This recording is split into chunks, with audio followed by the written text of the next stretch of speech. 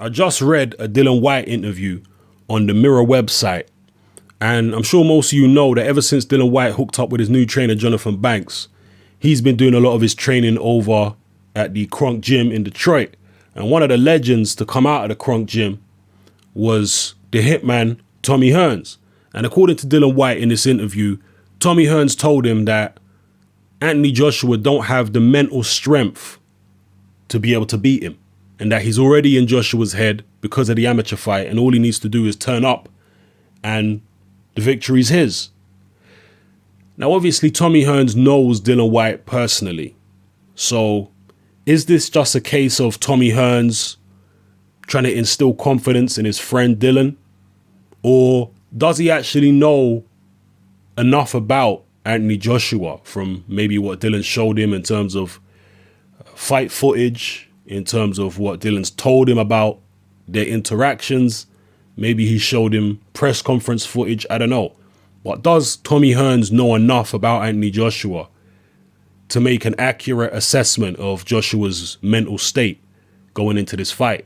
Do you think that Dylan White is in Anthony Joshua's head? I've seen a lot of people say that he is, and I've also seen a lot of people say that he isn't. Is Dylan White counting too much on that amateur victory from a psychological point of view? Is he putting too much stock in that and thinking, I'm in Joshua's head, when he's really not? Let me know what you think in the comment section below. Is Dylan White in Joshua's head or not? Maybe you think Joshua's in Dylan White's head. Whatever you think, let me know in the comment section below and explain why. Now, for me personally, the psychology of both fighters leading into this fight is vitally important.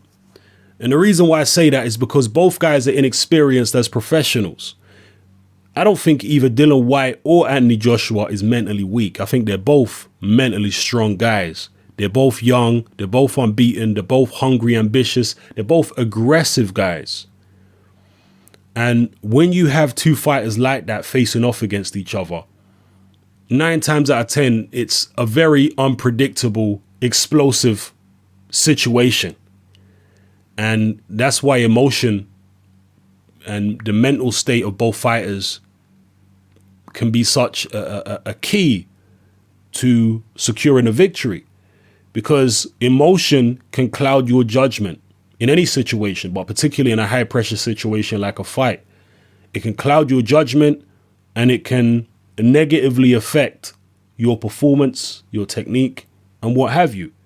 And generally speaking, younger people find it more difficult to control their emotions and to channel their emotions than older people do. Older fighters with more experience, I mean, maybe it's not so much the age, but certainly the experience. More experienced older fighters, they've been there before, they've seen it, they've done it. They're able to control their emotion and keep a cool head, generally speaking, easier than younger, less experienced fighters are. So when you've got a fight like this between Joshua and White, potentially it could go any way. If someone can't control their emotions, they could end up getting knocked out in one round. And we saw something like that just happen on the weekend between Callum Smith and Rocky Fielding, two young, unbeaten guys. The fight wasn't exactly seen as a 50-50 by the majority of the public, but it was certainly at least a 45-55 or a 60-40 or whatever. Very few people thought that fight would end in one round. But this is what can happen when these young guys go at it.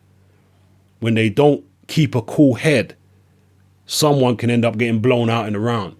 That could definitely happen in this Anthony Joshua Dylan White fight.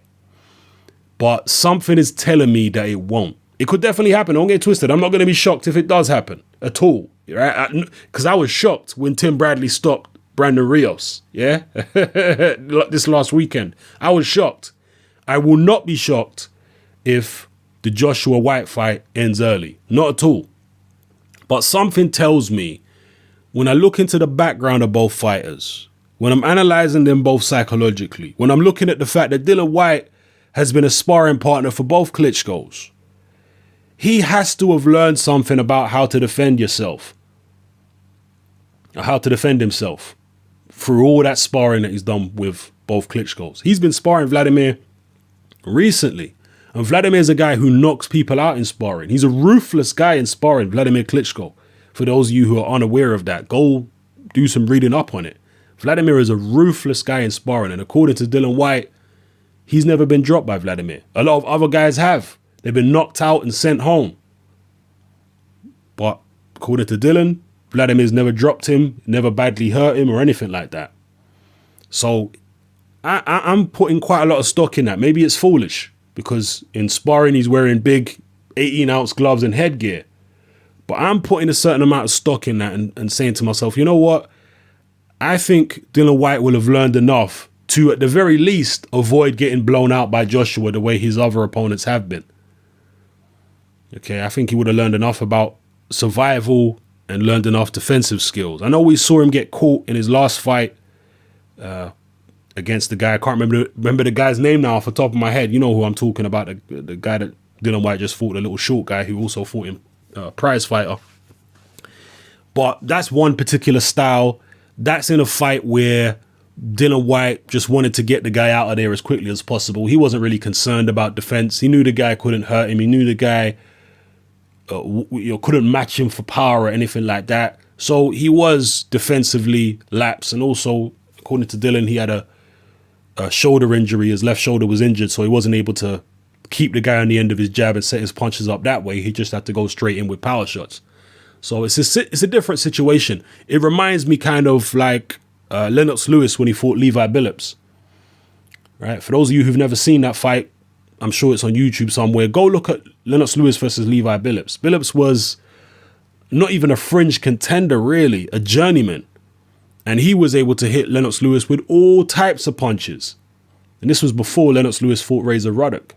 So with the knowledge of that Billups fight and seeing how Razor Ruddock was able to catch Tyson with loads of big shots and score lots of knockouts, you would have thought, or many people would have thought, wow, if Billups was able to catch Lennox Lewis like that and his defense is so poor, Razor Ruddock's definitely going to catch Lewis and he's going to knock him out. And a lot of people did feel that. Razor Ruddock was the favorite going into that Lewis fight. But Levi Billups had a totally different style to Razor Ruddock. Even though he wasn't as good a fighter, nowhere near as good as Ruddock, he had a totally different style. And Lennox Lewis was a lot more defensively aware against Ruddock than he was against Billups. Against Billups, he felt like, this guy can't touch me. I'm just going to go in there and try and blast him out. And that's what he did.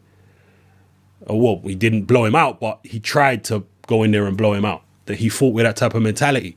But against Ruddock, which was, several fights down the line, don't get it twisted, he was definitely improved, but he had defense on his mind far more so. So I expect a similar situation here with Dylan White going up against Joshua. Obviously, Dylan White has not proven himself to be a Lennox Lewis as of yet, and neither is Anthony Joshua, and neither of them probably will be a Lennox Lewis. But I'm using the comparison just to show you that you can't read too much into, fights against overmatched opposition, because his mindset, Dylan White's mindset in a fight against that guy he just fought, who I wish I could remember the guy's name off the top of my head. I can't remember his name, but his mindset will be totally different in that fight than it will be against Joshua. Against Joshua, he knows what he's up against. Dylan White's not stupid. He knows how good Anthony Joshua is. He's seen the improvements for himself. He was ringside there and he saw Joshua deal with Gary Cornish very easily.